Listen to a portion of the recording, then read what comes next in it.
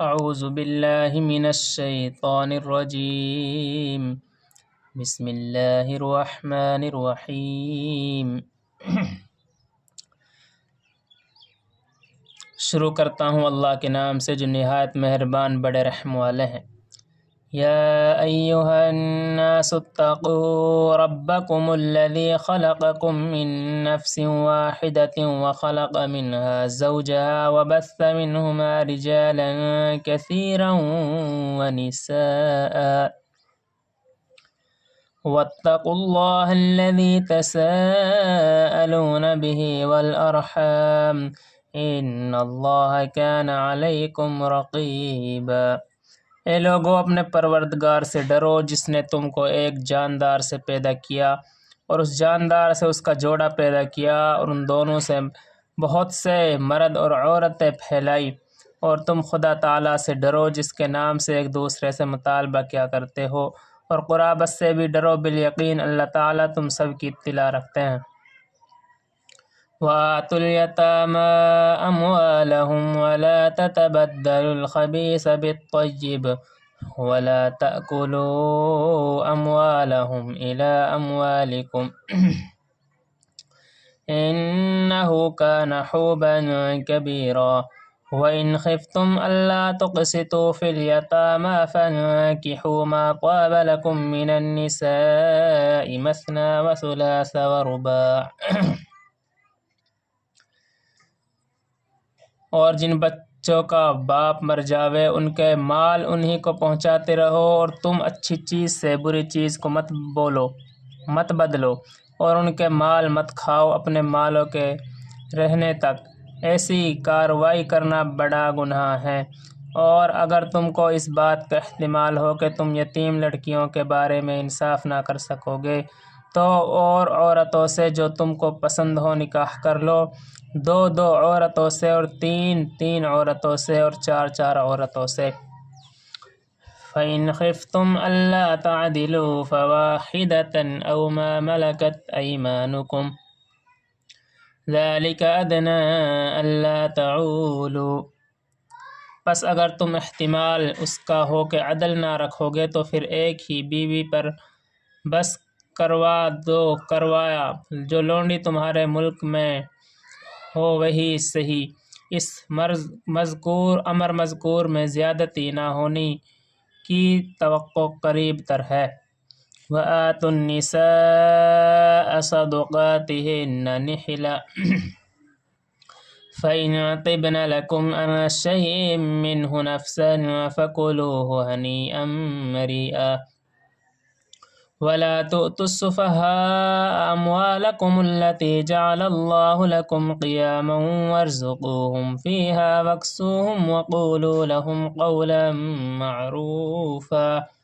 اور تم لوگ بیویوں کو ان کے مہر خوش دلی سے دے دیا کرو، ہاں اگر وہ بیویاں خوش دلی سے چھوڑ دیں تو تم کو اس مہر میں کا کوئی جزو، اور تم اس کو کھاؤ مزادار اور خوشگوار سمجھ کر، اور تم کم عقلو اپنے وہ مال مت دو جن کو خدا تعالیٰ نے تمہارے لیے مایہ زندگانی بنایا ہے، اور ان مالوں میں سے ان کو کھلاتے رہو، پہناتے رہو، اور ان سے معقول بات کہتے رہو۔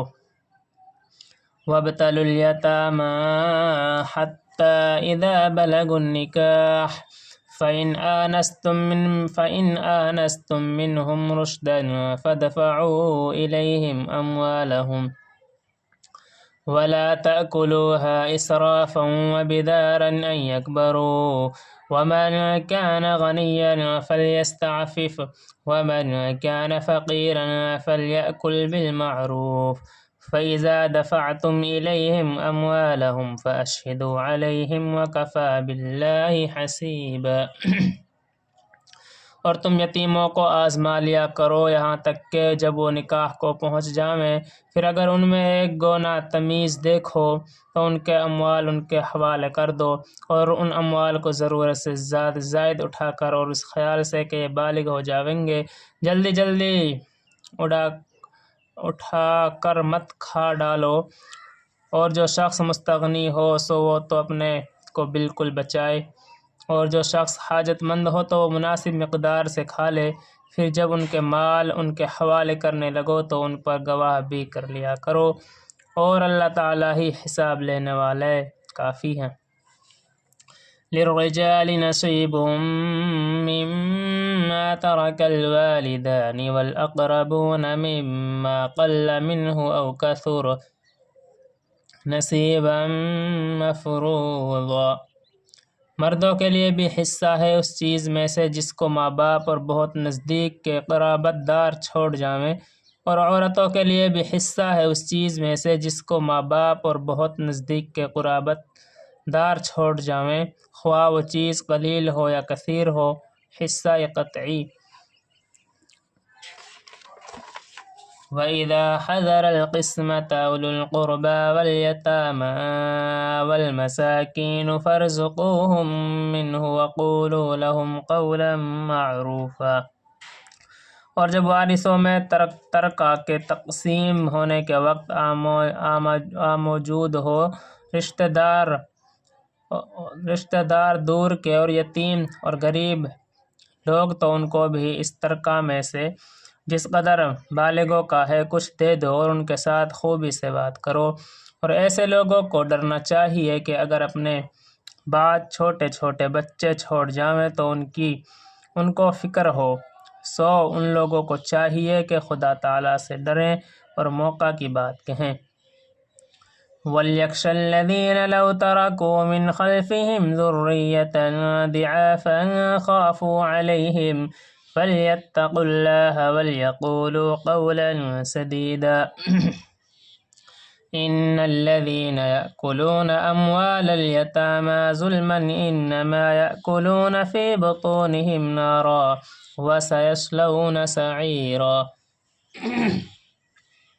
اور بلا شبہ جو لوگ یتیموں کا مال بلا استحقاق کھاتے برتتے ہیں اور کچھ نہیں اپنے شکم میں آگ بھر رہے ہیں، اور عنقریب جلتی آگ میں داخل ہوں گے۔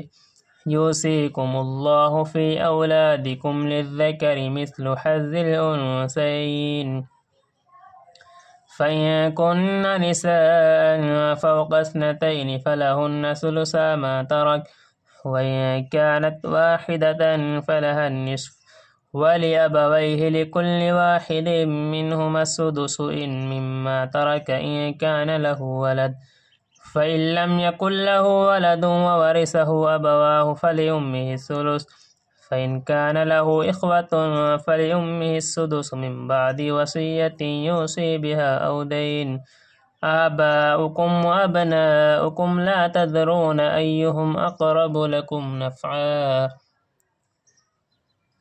اللہ تعالیٰ تم کو حکم دیتا ہے تمہاری اولاد کے باب میں لڑکے کا حصہ 2 لڑکیوں کے حصے کے برابر ہے، اور اگر صرف لڑکیاں ہی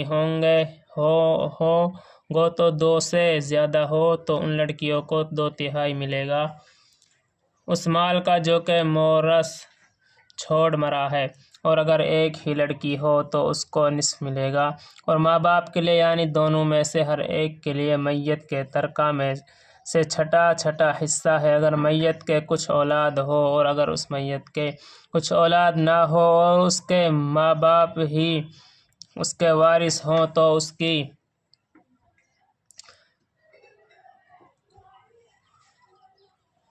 کی ماں کا 1/3 ہے۔ اگر میت کے 1 سے زیادہ بھائی یا بہن ہوں تو اس کی ماں کو 6واں حصہ ملے گا اور باقی باپ کو ملے گا۔ وصیت نکالنے کے بعد کہ میت اس کی وصیت کر جاوے یا دین کے بعد تمہارے اصول فروع جو ہیں تم پورے طور پر نہیں جان سکتے کہ ان میں کا کون سا شخص تم کو نفع پہنچانے میں نزدیک تر ہے۔ فریضۃ من اللہ ان اللہ کان علیما حکیما۔ یہ حکم من جانب اللہ مقرر کر دیا گیا ہے، بالیقین اللہ تعالیٰ بڑے علم اور حکمت والے ہیں۔ صدق اللہ العظیم۔